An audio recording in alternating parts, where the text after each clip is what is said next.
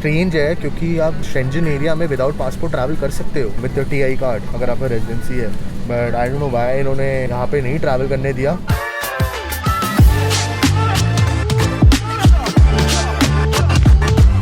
Hey guys, welcome back to my channel. आज हमारा day मतलब मेरा डे 3 है और आपके लिए 4th व्लॉग है। ये मेरा लास्ट व्लॉग है डेनमार्क सीरीज़ का।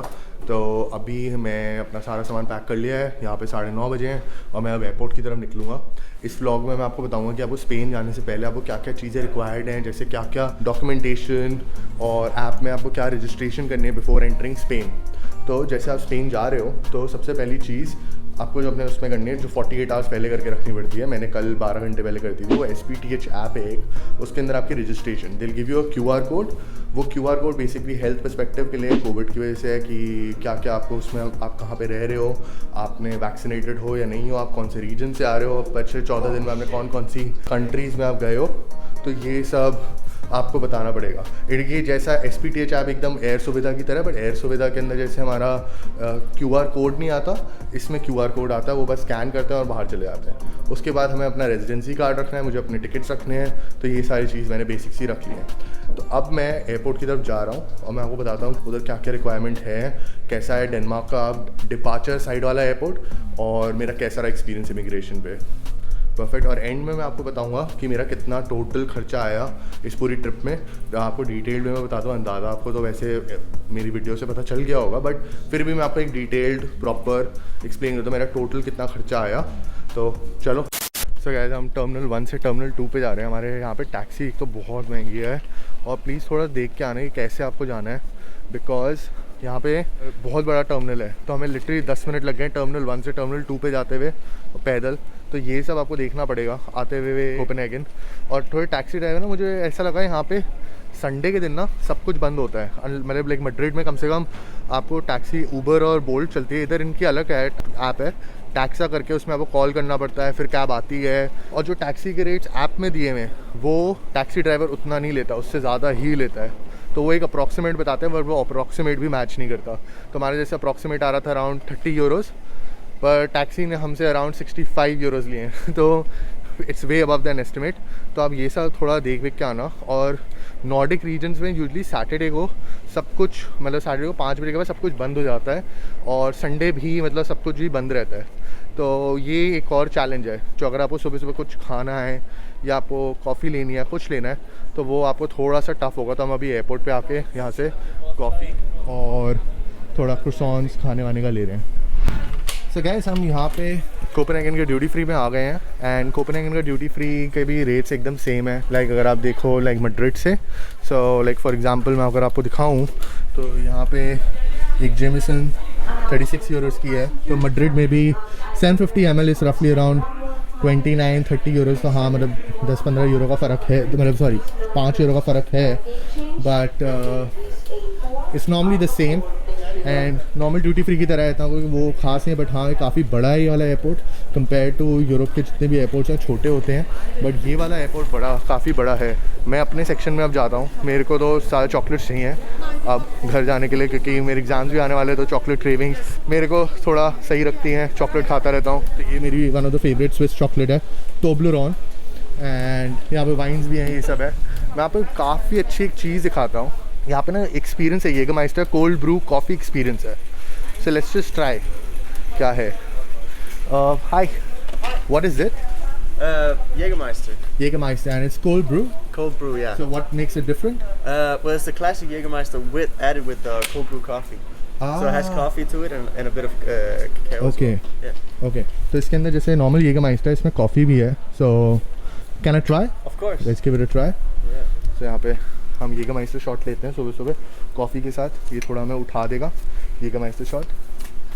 Okay, thank you.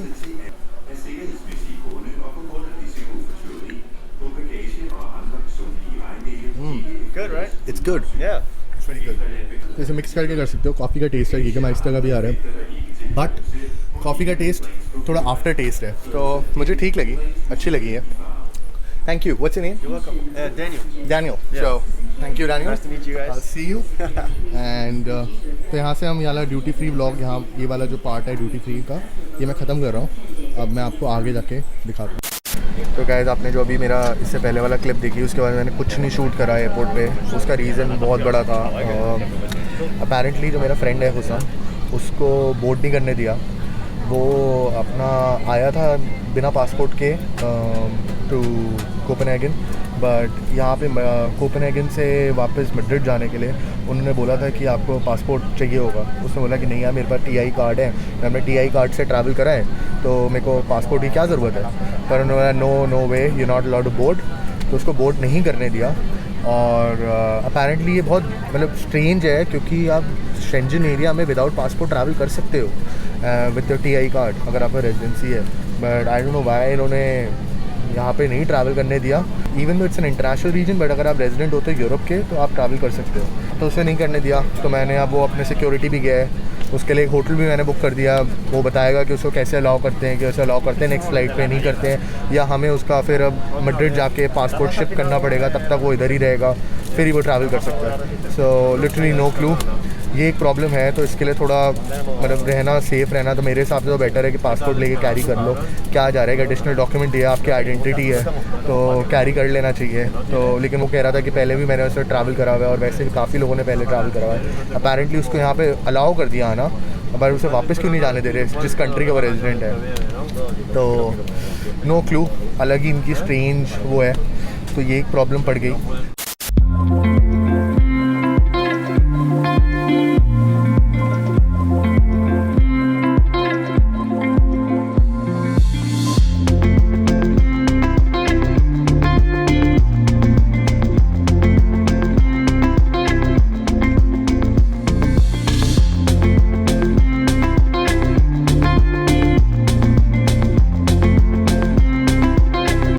गाइस यहाँ पे आपको डॉक्यूमेंटेशन कंट्रोल है, ये आपको SPTH ऐप से अपना QR कोड दिखाना है जैसे लोग भर रहे हैं, और आप जा सकते हो फिर बाहर।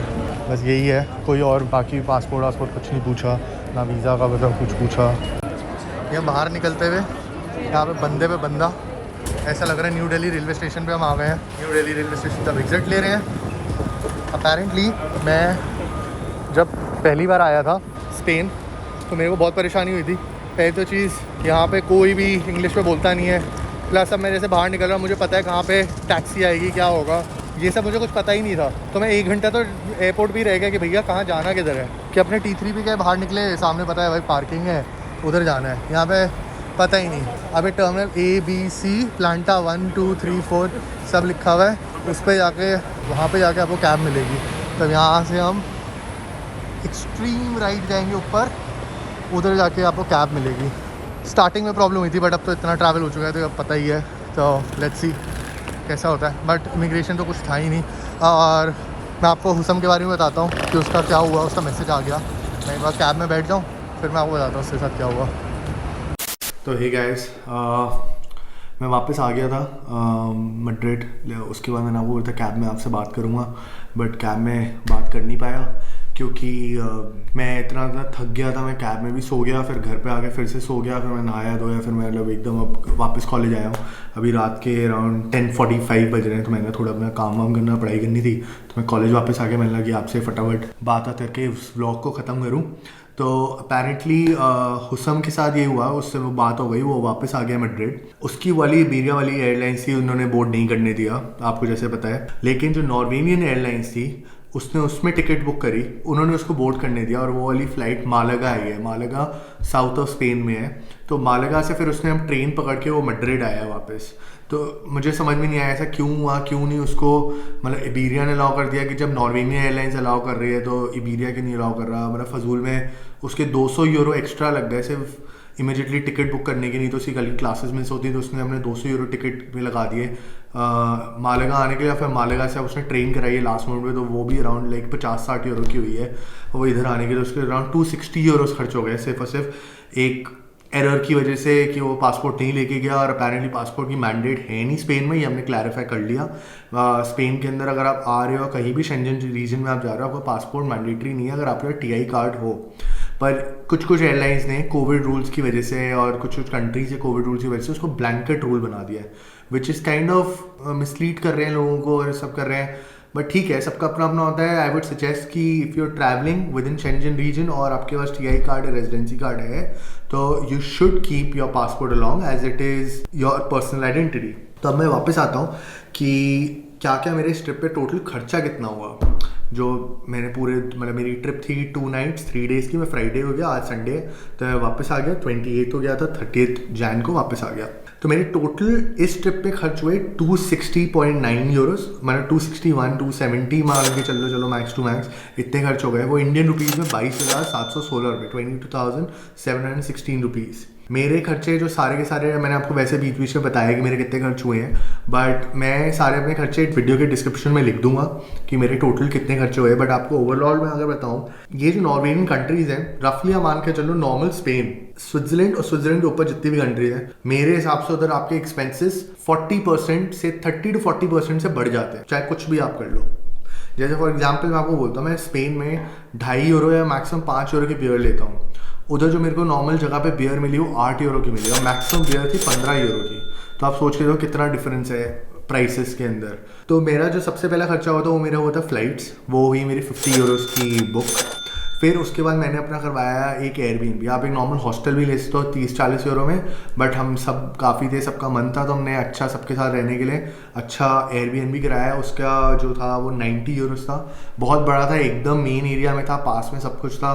तो वो एक फ़ायदा हो गया। कैब्स महंगी थी तो इधर हमारे पैसे बच गए, थोड़े से एक्स्ट्रा 40-50 यूरो लगा के कम से कम कैब्स के पैसे इधर बच गए। तो ये आपको वे करने पड़ेंगे अपने हिसाब से ऑप्शंस।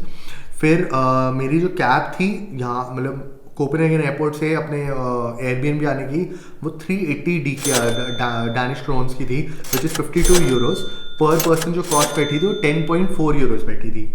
फिर उसके बाद मेरी जो वापसी की जो मेरी ट्रेन मतलब जो मैंने अपनी कैब बुक करी थी वो मेरी हुई थी 471 डैनिश क्रोन्स की, और वो 61.23 यूरोस की होती है। ये एक प्रॉब्लम हुई थी, आपको पता है, जैसे इस ब्लॉग में बताया, क्योंकि वो और कोई उबर वगैरह चल नहीं रही थी, तो और प्लस संडे था, तो इट कॉस्टेड अराउंड 12.5 यूरोस पर पर्सन। आप ट्रेन भी ले सकते हो, वो 3.5 यूरो की है, बट मुझे नहीं पता था कैसे करना है मैं, तो इसलिए हमने सबने कैब कर ली थी। मेरी एवरेज मील जो पड़ी थी, जो मैंने मतलब अच्छे रेस्टोरेंट में आके खाना खाया था, उसमें हमने एक बियर भी ऑर्डर करी थी, एक ड्रिंक सबने अपनी अपनी करी थी, तो एक ड्रिंक और खाना अच्छा खासा पेट भर के। तो मैंने अराउंड 3 मील्स करी थी। एक मैंने जाती करी थी लंच, उसका मैंने रात में गया था, फ्राइडे को ही रात में गया था, और फिर मैं सैटरडे को गया था रात में, तो दोपहर में, जब मैंने आपको बताया था रेस्टोरेंट का दिखाया था। तो मेरे अराउंड मतलब किसी में 26 यूरो थे, किसी में 24 थे, मैं रफली 25 यूरोज एवरेज मान के चल रहा हूँ। तो मेरे 75 यूरोज मील्स पे खर्च हुए, अच्छी मील्स पे। फिर मैंने बाकी टाइम की जो मील्स थी, जो थोड़ी बहुत की बची थी, आज जैसे मैंने सुबह ब्रेकफास्ट नहीं करा था, मैं आके इधर अपने घर पे कर रहा था, तो मेरी जो बाकी सारी मैंने मील्स थी वो बर्गर किंग, KFC और मैकडॉनल्ड्स ही करी थी। वो रफली अराउंड 20 यूरोज ओवरऑल था जो मेरा खर्चा हुआ। तो उसका कि मैंने बर्गर लेता हूँ मैक्सिमम 5 यूरो 4 यूरो इतने का ही होता है। फिर मैंने रिप्लीज हाउस किया था, जो बिलीव इट और नॉट था, उसके अंदर मेरा खर्चा हुआ था 15 यूरो का। मेरा कॉफ़ी का आज खर्चा हो गया। सुबह सुबह कॉफ़ी देखो 6 यूरो 7 यूरो की बात है, बट मेरे को सुबह सुबह कॉफ़ी चाहिए थी, मैं बहुत थका हुआ था, मुझे नींद आ रही थी, तो मैंने कॉफ़ी ले ली थी, तो थोड़ी एक्सपेंसिव पड़ गई, तो 11 यूरो की पड़ी थी। और मैंने एक अलग से बियर ली थी, जब मैं उसमें गया था, किसी कैसल के बाहर गया था, तो मैंने अराउंड 8 यूरो खर्च करे थे। तो ये मेरा ओवरऑल खर्चा हुआ।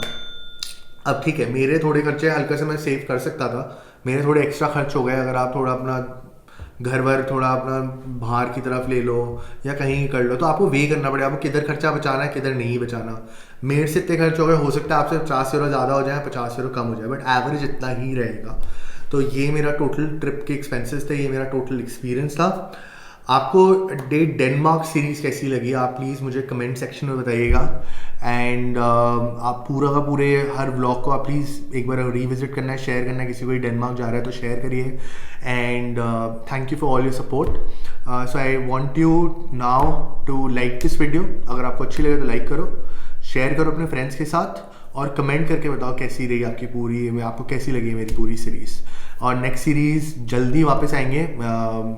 मैं कहीं सोच रहा हूँ, या तो मैं ईस्ट ऑफ यूरोप जाऊँ या मैं फिर से नॉर्थ जाऊँ।